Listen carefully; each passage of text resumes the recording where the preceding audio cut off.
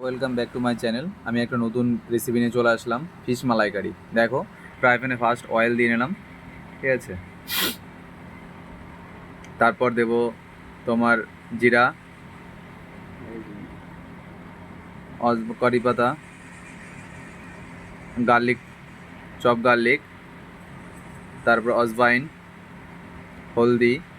তারপর এটা একটু হালকা করে ফ্রাই করে নেব, ঠিক আছে। বেশ কিছুটা ফ্রাই করে সুন্দরভাবে,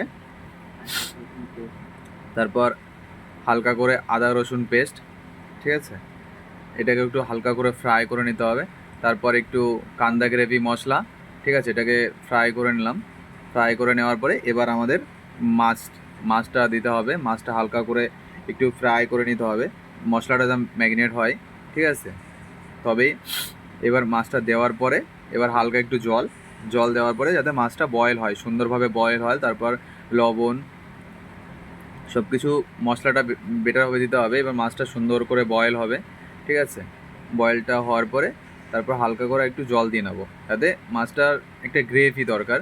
পার্সেলে অর্ডার আছে তো, তার জন্য গ্রেভিটা খুব প্রয়োজন, ঠিক আছে। একটা পরিমাণ মতো গ্রেভি। এটা হচ্ছে তোমার কোকোনাট মিল্ক পাউডারের কোকোনাট মিল্ক পাউডারের স্যুপ বলতে পারো তুমি।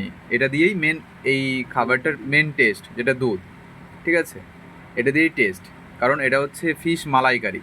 এবার একটু মির্চি পেস্ট, ধনিয়া, তারপর তোমার কিচেন কিং, মেথি পাউডার, সবটা দিয়ে নিতে হবে সুন্দর করে।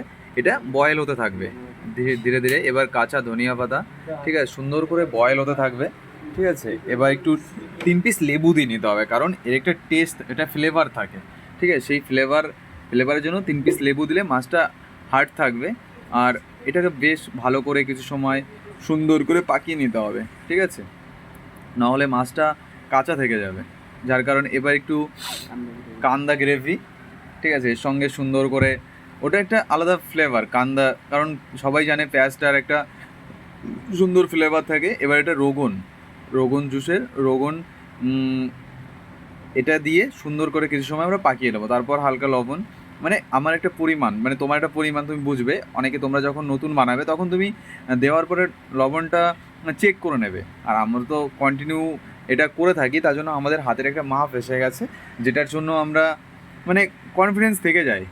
কারণ তুমি তো একদিনে শেফ হতে পারবে না, শেফ হওয়ার জন্য একটা অপশান লাগে। সেটা তুমি শিখবে, তুমি কন্টিনিউ যে কাজটা করছো সেটা তোমার প্রতি একটা হ্যাবিট থাকছে, সেটা তুমি শিখে যাবে, অটোমেটিকলি শিখে যাবে।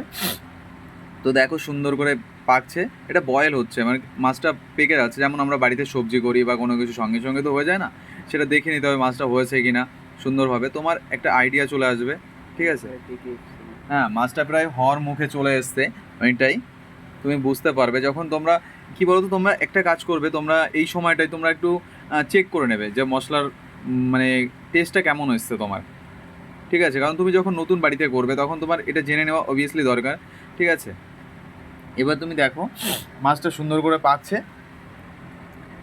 এবার আমরা হয়ে গেছে অটোমেটিকলি মাছটা, এবার পার্সেল করছি, কারণ মাছটা পার্সেলে অর্ডার, তার জন্য পার্সেল করছি। দেখো সুন্দর করে কালারটা দেখো, দেখেই খেতে ইচ্ছা করছে, ঠিক আছে। খেলে পরে আপনার লস, না খেলে আমার লস। যত খাবেন তত মুখে আসবে রস, ঠিক আছে। দেখো সুন্দর করে তোমরা বাড়িতে এইভাবে করে নিও। হুম। এবার যদি ভিডিওটা তোমাদের খুব ভালো লাগে তাহলে লাইক কমেন্ট শেয়ার সাবস্ক্রাইব করে দিও, আমাদের সঙ্গে থাকো। আর সাবস্ক্রাইব করে দিও অবভিয়াসলি, তাহলে তোমরা এরকম ভিডিও আরও, আমি নতুন নতুন রেসিপি তোমাদের আরও দেবো, ঠিক আছে। দেখো কালারটা লাস্ট দেখাচ্ছি কেমন হয়, সেটা আমাকে অবশ্যই লাইক কমেন্টে জানাবে।